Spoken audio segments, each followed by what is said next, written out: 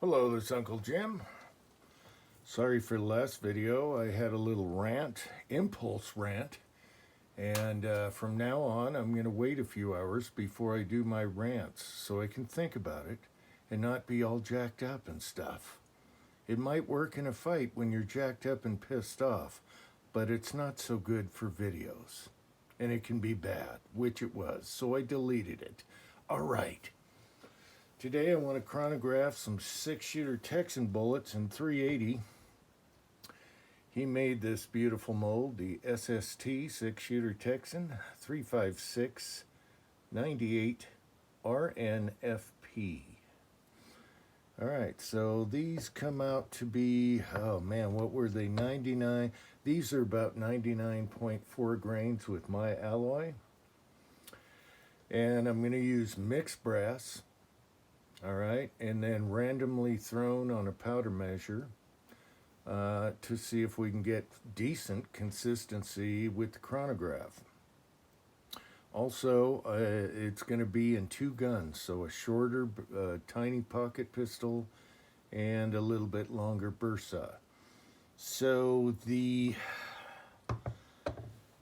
I'm going to measure these tip to toe, okay, from the hood to the tip to toe.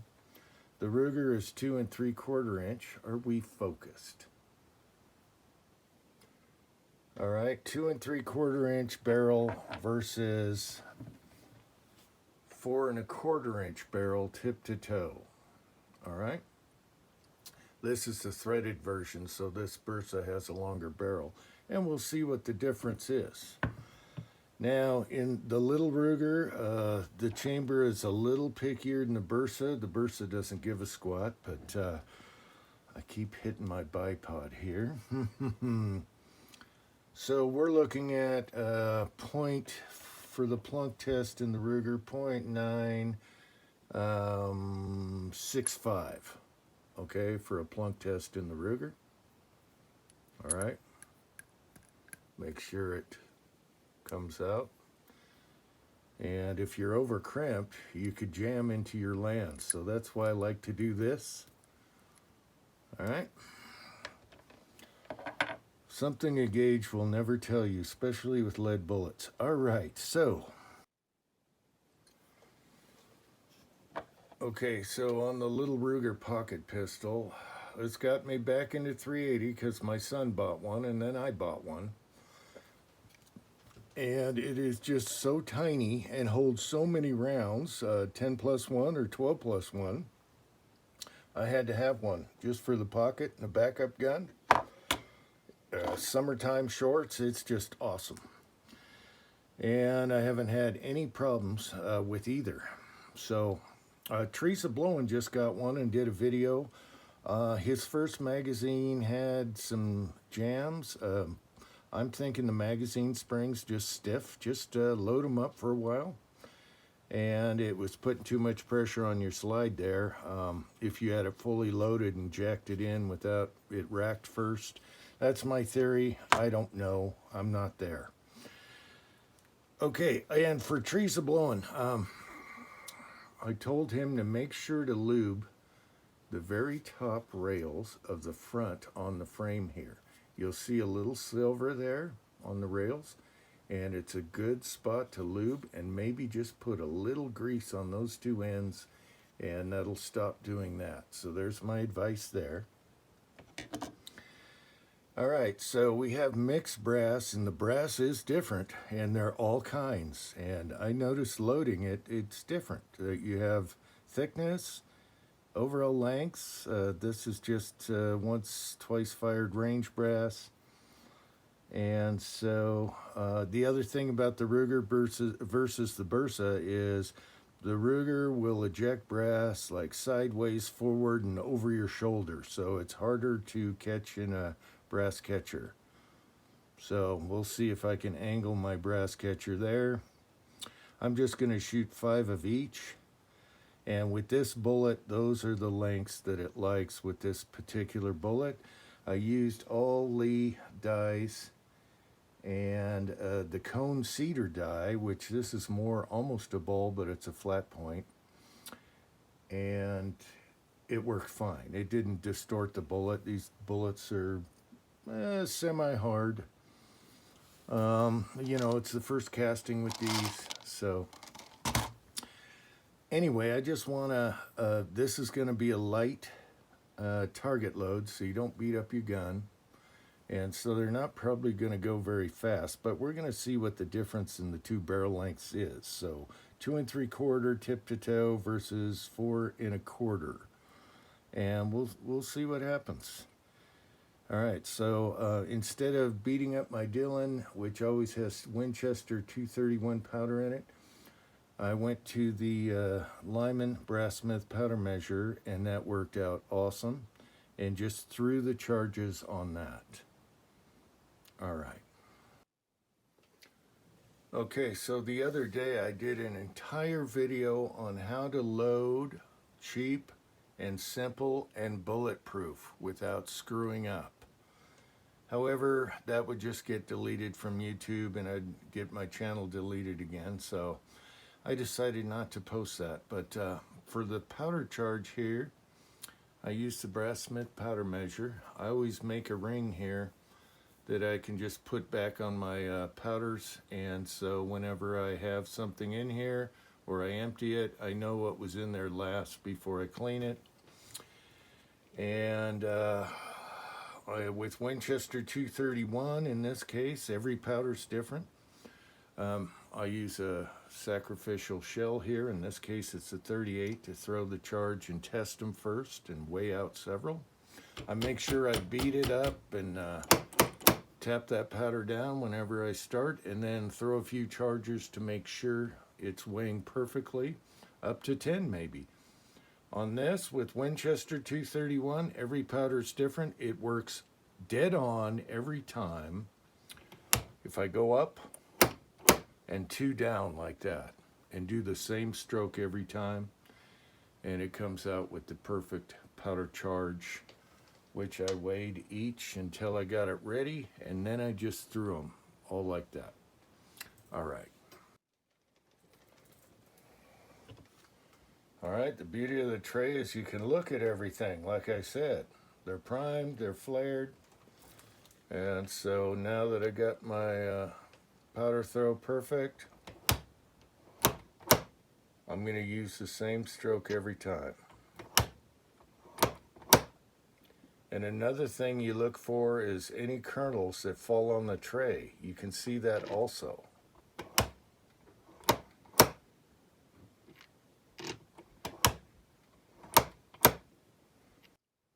Okay, so the beauty of the tray is I can see every powder charge and they're identical. And there is no powder on the tray. Okay, so I didn't spill any. And that's a telltale sign. If you get some powder like on one spot, do that one over. All right, pistol's not so crucial, but rifle is.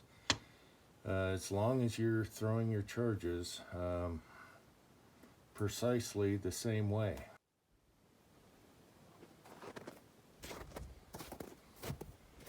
All right, I'll start with the Bursa first. These loads are a little bit longer, 970 instead of 965. Okay, so it's not totally fair. All right.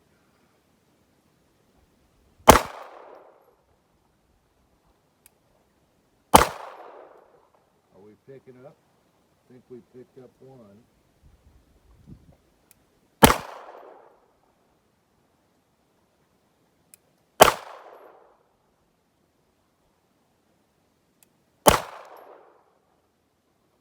Locked back, that's good. Everything's in the brass catcher. And I see a hole in the middle of the chest, neck area. See that hole? I don't know.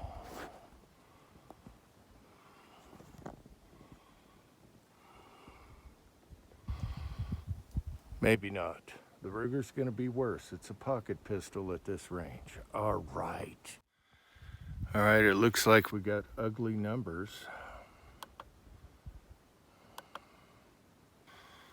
go to the high and low. High was 813, and this is a light load. Low was 763, that's bad, bad, bad. Average 785, spread 50, that's bad. Standard D 21, that's really bad. Bad, bad, bad. What the hell? And it looked like I nipped his cheek, hit the neck, and then put the rest in his chest there. All right. Brass catcher worked good, but on the Ruger it's going to be tougher. I'm going to have to angle it like behind me somehow to catch most of them. All right, there's no practice involved. I'm just getting chrono and numbers here. So I'm going to try out the new 12-round magazine. All right. And I've got to get really close to this brass catcher to, I don't think I'm going to catch these. Some go this way. All right. At least we're getting numbers.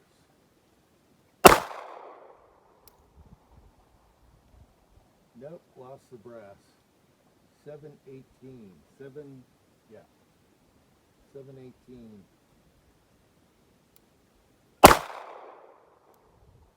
That brass is over there. 798. Or 698. That's going to be bad. This brass is going everywhere. It's not hot enough. But you'll notice the chest area is wide open now.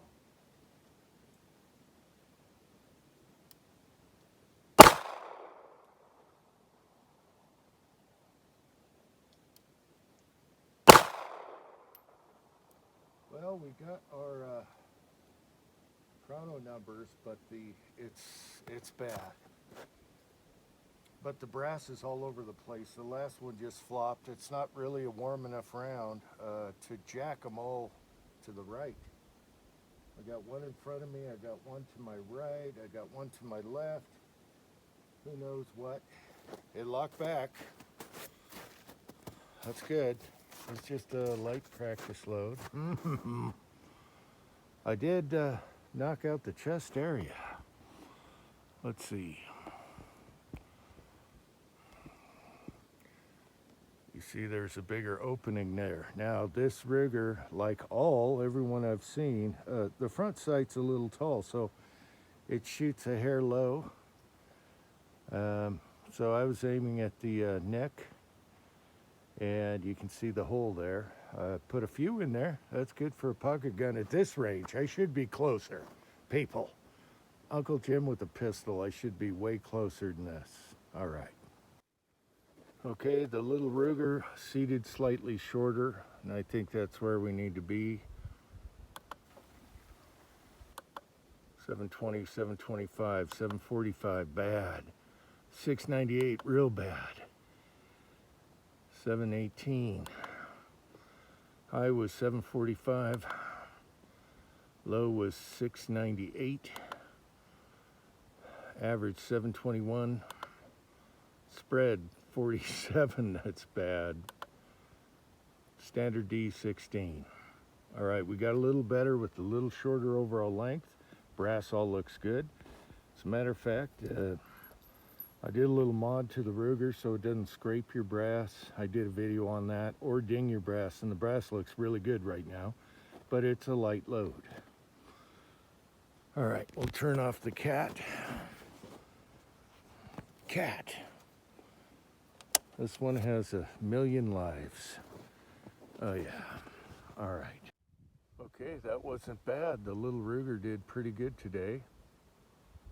On the snowman, or a snow target. It's not a snowman. All right.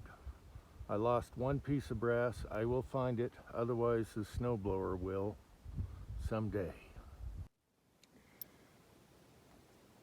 Okay, that simple modification I did to the Ruger slide really made a difference. If you're reloading 380, it doesn't scrape the shells anymore. And that was a cheap, easy, quick tip from yours truly. Shooting wasn't so good. Chronograph was terrible, but again, this is all mixed brass. Some were thick, some felt really weird on the loading and seating. So I'm sure if I stick to the same brass in batches, it's going to be much better. Until next time, hope you found this somewhat interesting. Let's check out that mountain. And thanks for watching.